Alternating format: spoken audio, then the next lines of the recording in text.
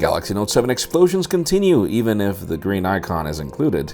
iPhone 7 Plus gets more improvements than just the portrait photo mode. And BlackBerry is done making smartphones. Sort of.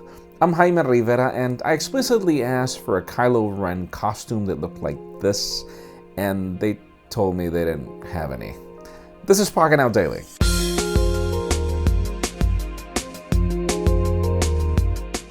The official news today, as always, begin with deals. It seems that T-Mobile wants to make their summers endless, mainly because the company had a couple of deals where you were allowed to travel to certain countries in South America and in Europe, and you would get high-speed roaming for free.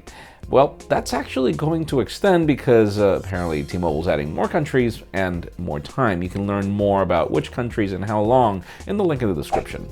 Other official news are not necessarily positive, if you think of it, or they could be. BlackBerry has just announced that the company will no longer be making its own smartphones. The company is going to outsource what they do, which is pretty much what we saw with the D-Tech 50. We already saw leak renders of the D-Tech 60, which is the Idol 4S with the fingerprint scanner and everything. It just seems that the company wants to work with TCL, which is the parent company of Alcatel. It makes a lot of sense. I mean, those Alcatel smartphones are really cool looking. Let's see how that future holds up for BlackBerry. Other very interesting and possibly controversial changes have to do with the Huawei Watch 2. I've personally been waiting for that update for a while. I love the version 1, but it seems that version 2 might not be running Android Wear, or at least not all variants. We hear that apparently Huawei is working with Samsung and building a Tizen variant of the Huawei Watch 2. And while I'm not a personal fan of Tizen, I know a lot of people that are, so let's see if that works. Now, for those of you that have been testing iOS 10.1 beta, and I cannot wait to join you, haven't been able to because I'm currently finalizing the review of the iPhone 7 Plus.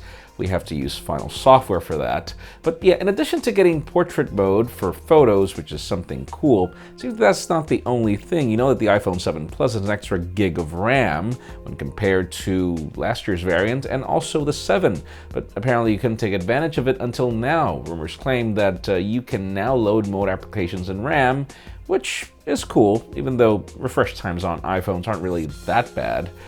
Let's see what we get in the end. Hopefully Apple doesn't end up pulling that plug on that at the end of the day.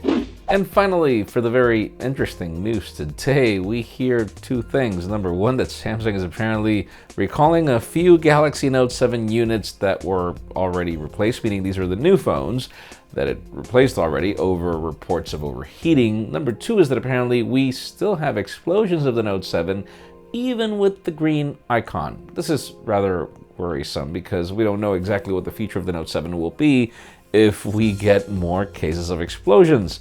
That is extremely ridiculous, but then again, it's something that's happening. We will keep you posted as soon as we learn more, but we would love to know in the questions of today. With these reports, are you still inclined to get a Note 7, or are you concerned about it?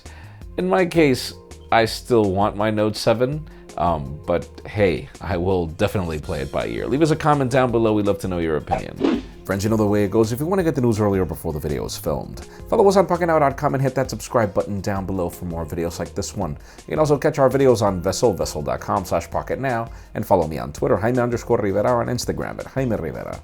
Please give this video a thumbs up if you like what you saw. I am Jaime Rivera. Thank you very much for watching. We'll see you tomorrow.